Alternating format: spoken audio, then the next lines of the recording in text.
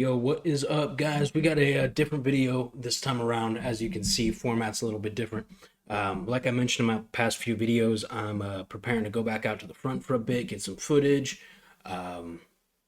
meet some of the soldiers, maybe do some interviews, bring the soldiers some goodies, and maybe help with morale a little bit, and some for a couple other reasons as well that I can't share quite yet. But regardless, I get a ton of questions regarding gear and kit. What do you bring to the front line?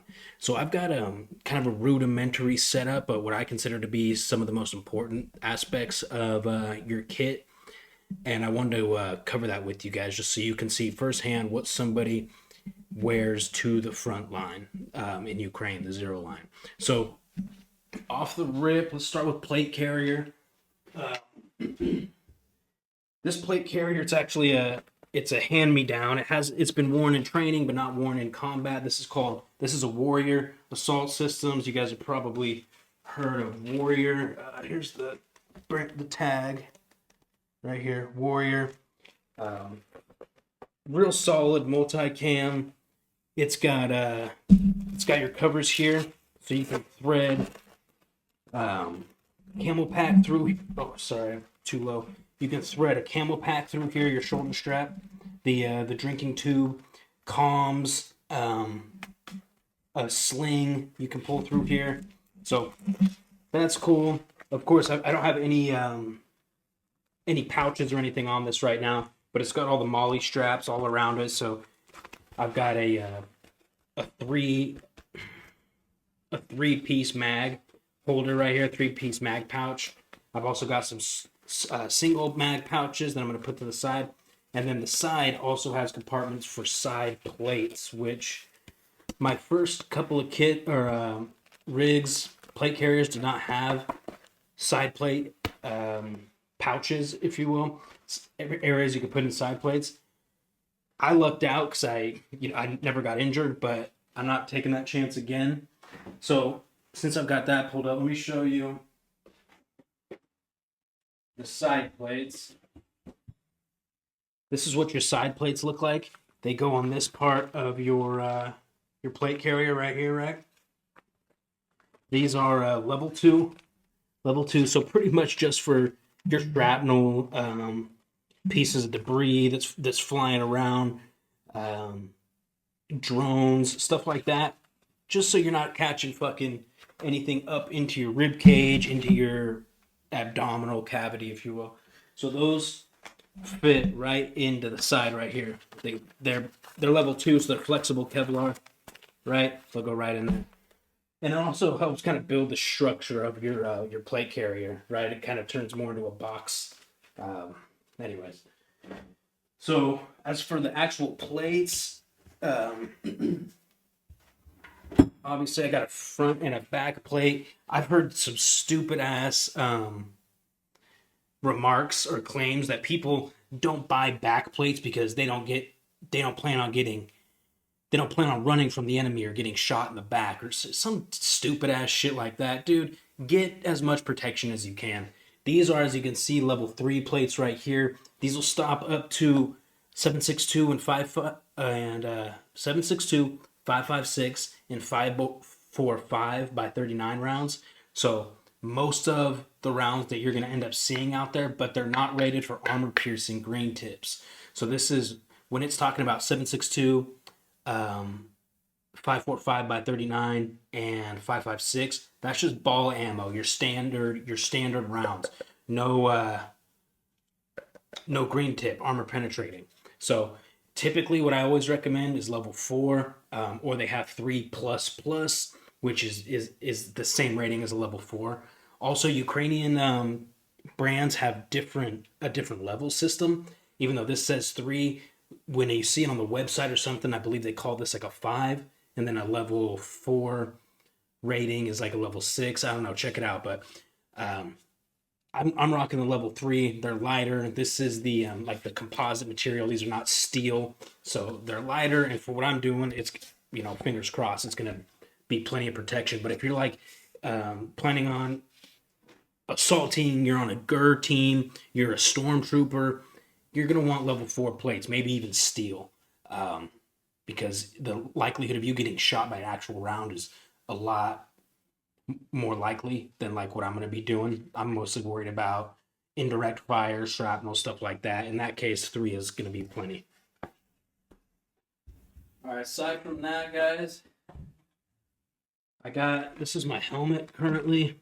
So this is actually a brand that I was not all that familiar with. This is called Arc. It's hard to kind of tell. This is a brand called Arc. It's a Danish brand, fast helmet. It's low profile. It's got the the fast rail so you can mount. I used to have a helmet that had like the wire. Maybe I'll show you a picture. It's got like the wire adapters for the Active Ear Pro, but this time I got these adapters. For me, they're just more low profile. They're easier to use, and also they are adjustable, so you can throw them to the back, right? Let me show you. You can throw them to the back when you don't need them. A little bit easier than what I'm making it look like, but anyways, throw them to the back, pull them forward. Okay, I also got the multicam helmet cover as well. It's got a bunch of Velcro for all your cool little patches and shit. Obviously, you can mount a GoPro or something, nods, night vision, stuff like that. As for the Active Ear Pro, which I recommend you get always, the Active Ear Pro that I got are which one were these? The Walkers, I believe. I have it pulled up here actually. Yeah, Walker Razors. These are the Walker Razors. Again, these are more low profile. They're thinner, skinnier. The ones that I was using before, which were maybe Sordin. No, they weren't Sordins, but they were much larger, and I was always fumbling with them. I was catching it on shit in the trench.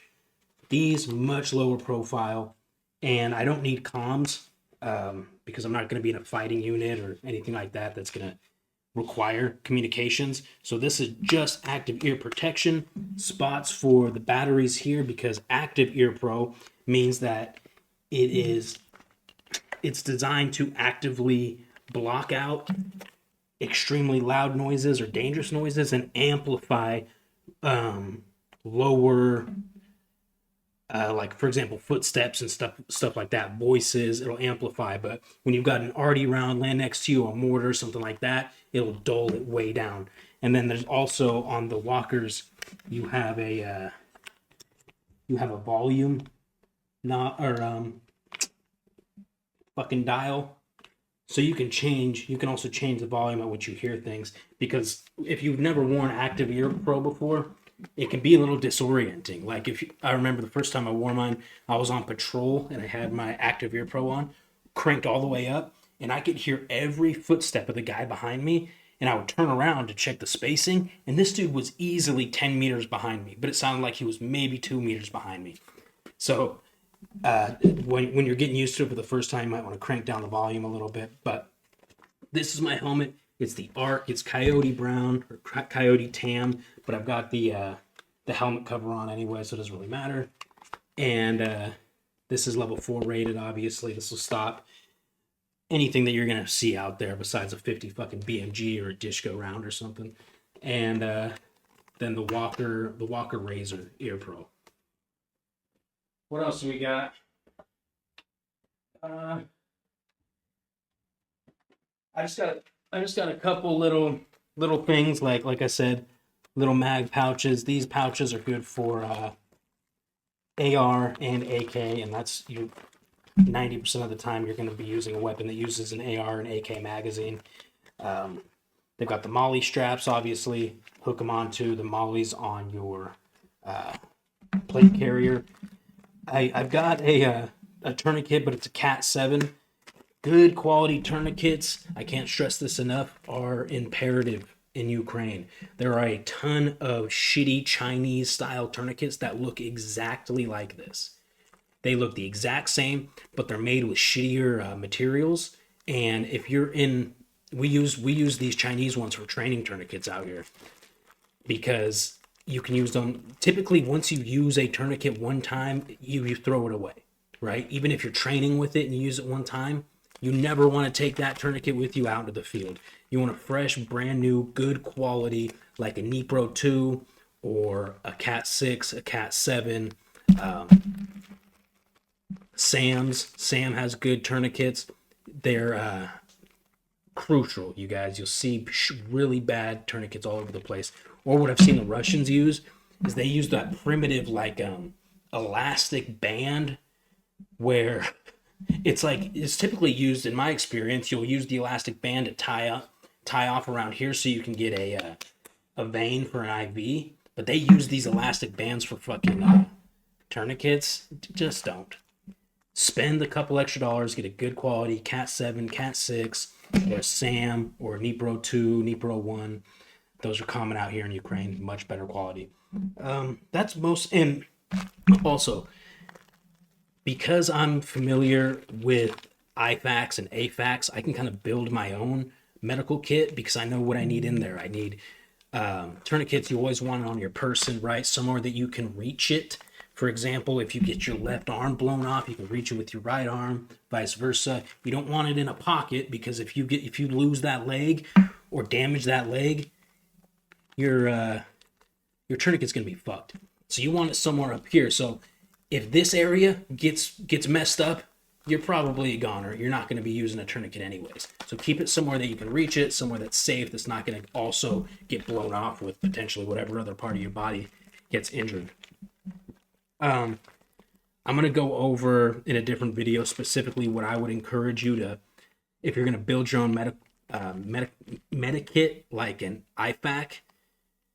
I'm going to go over specifically what I would recommend, specific brands like Israeli pressure bandages. You know, you want splints, SAM splints, you want Cat 6s, Cat 7 tourniquets, all that kind of shit. Celox for, I don't know, that's debatable. There's a controversy with Celox and Quick Clot out here. Most people don't like it, but anyways, just buy a fucking IFAK. It comes all together. It even comes with a pair of trauma shears. And just make sure it's good quality. You're not getting it off of wish.com. Make sure you get a good quality IFAK, which comes with good quality stuff in it. You don't have to stress about making your own.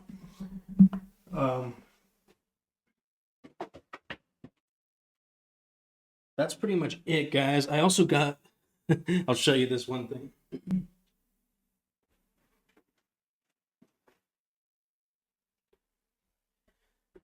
I recommend, if you are coming to Ukraine on your downtime, if you're not contracted, you're not going to have a rifle, you're not going to be carrying a rifle around with you, carry a knife with you. I prefer something fixed blade like this that I could strap onto my belt. It's sharp. This is a little cheaper guy. It's called an Odin is the brand. Fixed blade, sharp as shit. I usually will keep it right around here on my belt, under my shirt, right? So if I need it, it's like that. You definitely want a knife on you, in my opinion, at all times. And plus, most guys carry a knife on their actual plate carrier. I never did, but a lot of people do. But I upgraded my knife today. It's probably a little fucking overkill, but it's from the brand Blade Brothers. Blade Brothers knives. They make some really cool shit. But it's also got the belt strap, so I can strap it right here. Boom.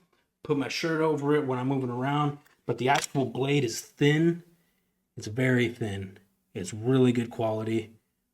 This is pretty much exactly what I like. It's fixed blade. I don't need a machete, you know what I mean? I want something just like this. So I upgraded this. This is not a mandatory piece of kit. This is just kind of for me. I've seen people carry tomahawks out here. My team leader right now carries a hammer, like an actual fucking war hammer.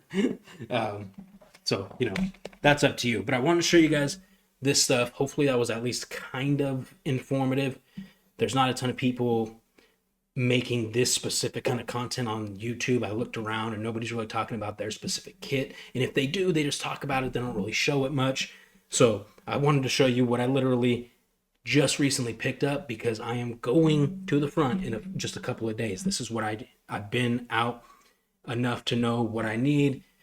And This is what I recommend. Some kind of variant of the stuff that I just showed you. Of course, I've got thermal, clothing. I've got winter camouflage. I've got all that stuff too, but I'm talking about specifically armor, essential parts of the kit. You can get your uniforms and shit when you're in country, or that part of it's easy.